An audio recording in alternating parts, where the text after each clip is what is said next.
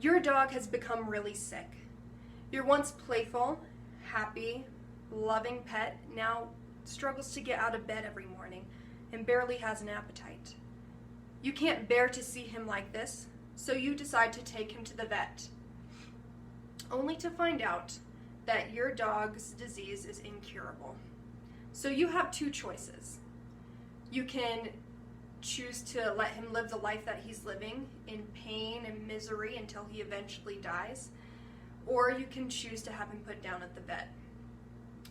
I surveyed a group of 50 classmates, friends, and family to ask what they would do in this situation, and 78% said that they would choose to put it down or to euthanize it. Euthanasia is the painless killing of patients at their will who are suffering from terminal illnesses or incurable diseases. So this practice is currently only legal in 5 U.S. states and the District of Columbia because it's still viewed as murder. But let's take a minute to think about it a little bit more. Is it murder or is it mercy? If putting your dog down at the vet is viewed as humane, why is it inhumane to euthanize a person who is asking to be taken out of their misery? Now, I'm going to show you a quick picture. Just want you to take a look at this man in the state that he's in. He's been hooked up to a machine for months. Doctors are keeping his heart beating, but this man isn't asking to be kept alive. He just wants to be taken out of his misery. He just wants it to end. Now, this is similar to what Kevin Davis experienced. And his sister, Dr. Jackie Davis, wrote Kevin's story on the site for the Campaign of Dying in Dignity. At age 60, Kevin suffered from a terminal renal cancer. And he had already witnessed his mom die of cancer, a long, prolonged death. And he didn't want the same fate. And Kevin was in a state where euthanasia was not legal, and that upset him, and so he took matters into his own hands to end his life. Now compare suicide to euthanasia. Which is a more dignified death?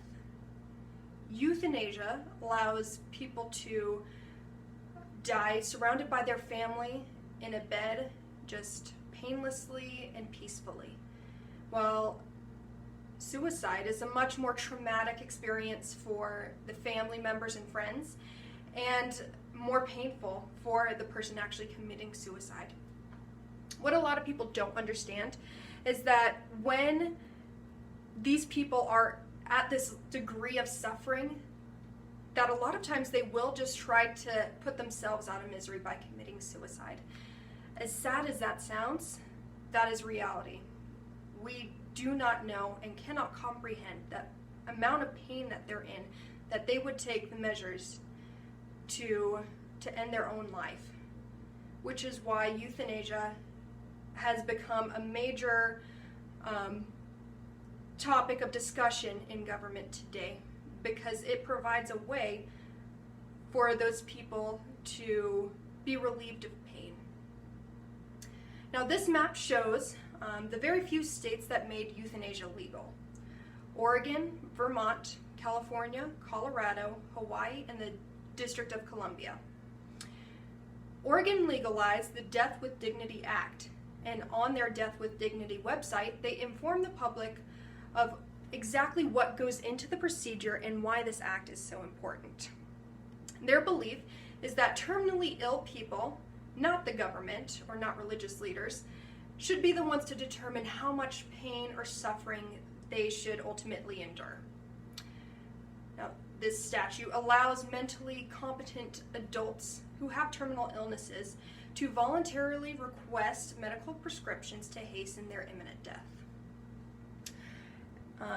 A group called Living with Dignity was created in opposition to the Death with Dignity Act.